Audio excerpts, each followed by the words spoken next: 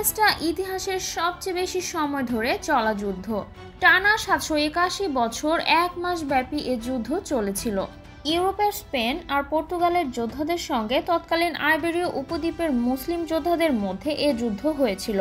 মুসলিম যোদ্ধারা জিব্রাল্টার প্রণালী অতিক্রম করে 718 খ্রিস্টাব্দের মধ্যে পুরো স্পেন এবং পর্তুগাল দখলে নিলে পতন হয় ইউরোপীয় খ্রিস্টান সাম্রাজ্যের। পরবর্তী সময়ে 11 দশকের দিকে খ্রিস্টানরা আবার শক্তিশালী হতে শুরু করে।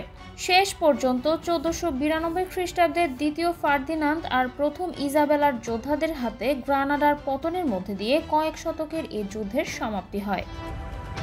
অ্যাংলো ফরাসি যুদ্ধ শুরু হয় 1109 খ্রিস্টাব্দে, যা 1815 সালে নেপোলিয়নের দ্বিতীয় পরাজয়ের মধ্য দিয়ে আনুষ্ঠানিকভাবে শেষ হয়। এই যুদ্ধ 706 বছর 5 মাসের কিছু বেশ সময় ধরে চলেছে। ধারাবাহিক যুদ্ধের কয়েকটি উল্লেখযোগ্য লড়াই ছিল এগিনকোর্ট, ক্রেসি ও ওয়াটারলু। নেপোলিয়নের নেতৃত্বাধীন ফরাসি সাম্রাজ্যের যোদ্ধারা ইউরোপীয় সম্মিলিত শক্তির কাছে আত্মসমর্পণ করার মধ্য দিয়ে যুদ্ধের দামামা থামে। ক্রুসেডকে বলা হয় ধর্মযুদ্ধ।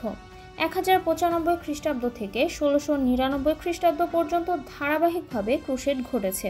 ইউরোপের খ্রিস্টান রাজ্যগুলোর শাসকেরা ওই সময় মধ্যপ্রাচ্যের লেভান্ত বা পূর্বাংশের মুসলিম নিয়ন্ত্রিত ভূমি দখলে নেওয়ার অভিযানে নামলে ক্রুসেড শুরু হয়। ক্রুসেডের সময় মুসলিম শাসকদের কাছ থেকে জেরুজালেম পুনরুদ্ধার করা ইউরোপীয়দের বড় লক্ষ্য ছিল। তবে ক্রুসেডের প্রভাব যুদ্ধক্ষেত্রের বাইরেও ছড়িয়ে পড়ে। প্রায় 604 বছর ধরে চলা লড়াই, চরম অস্থিতিশীলতা ও অনিশ্চয়তার পর ক্রুসেড থামে। ইতিহাসের অন্যতম প্রভাব বিস্তারকারী যুদ্ধগুলোর একটি আরব বাইজেন্টাইন যুদ্ধ। এ যুদ্ধ ইউরোপ ও মধ্যপ্রাচ্যের মধ্যে কার্যত ভৌগোলিক সীমা টেনে শেষ হয়েছিল।